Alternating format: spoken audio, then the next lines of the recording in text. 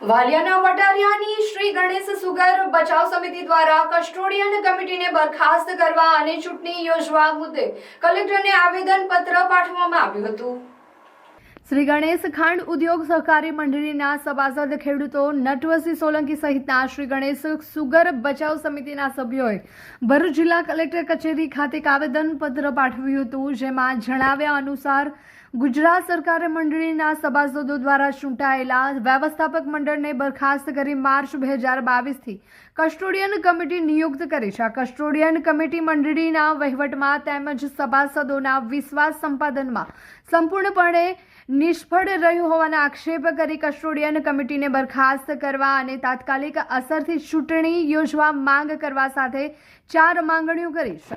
Custodian committee બેઠા પછી કથળેલી પરિસ્થિતિને ધ્યાને રાખી જિલ્લા સમાજના અને આ ભરૂચને આજે અમે આવેદનપત્ર આપવા આવ્યા છે।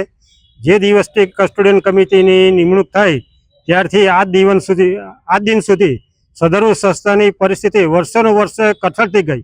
એનું મુખ્ય કારણ કે બિનઅનુભવી કસ્ટોડિયન કમિટીને આ સરકારે બેસાડીને આ સંસ્થાનું નિકંદન કાઢી નાખવામાં કોઈ બાકી નથી રાખ્યું, જેનો સીધો ભોગ આજે ખેડૂત સભાસદો બન્યા છે ને 1-2 સભાસદનો સવાલ નથી। આ 18,000 સભાસદ પ્લસ 850 કર્મચારીના રોટલાનો સવાલ છે ને મારી સીધી ખેડૂતની ભાષામાં કહેવું તો આ ભાજપની સરકાર શા માટે આ લોકોને છાવરે છે?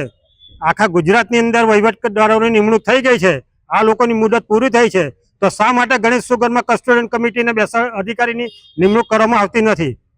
સદરુ કસ્ટોડિયન કમિટી સામે આજ દિન સુધી લગભગ 1,30,000 દાગીના ઓછા બન્યા છે, જેનું આ કસ્ટોડિયન કમિટી બેઠા પછી 45 થી 50 કરોડ રૂપિયા સીધું નુકસાન ખેડૂતોને થયું છે। હું એક ખેડૂત સભાસદ છું ગણેશ સુગર વટારિયાનો, ને મારે કલેક્ટર સાહેબને એટલી નમ્ર વિનંતી છે કે જ્યારથી આ કસ્ટોડિયન કમિટીને બેસાડવામાં આવેલી છે ત્યારથી આ સુગરનું વહીવટ સંપૂર્ણપણે એકદમ હલી ગયેલ છે। અને અમે એક ખેડૂત તરીકે અમે જ્યારે જે શેરડી નાખેલી છે એ શેરડીનો પણ અમને પહેલા હપ્તાના પૈસા મળતા નથી આજની તારીખમાં પણ।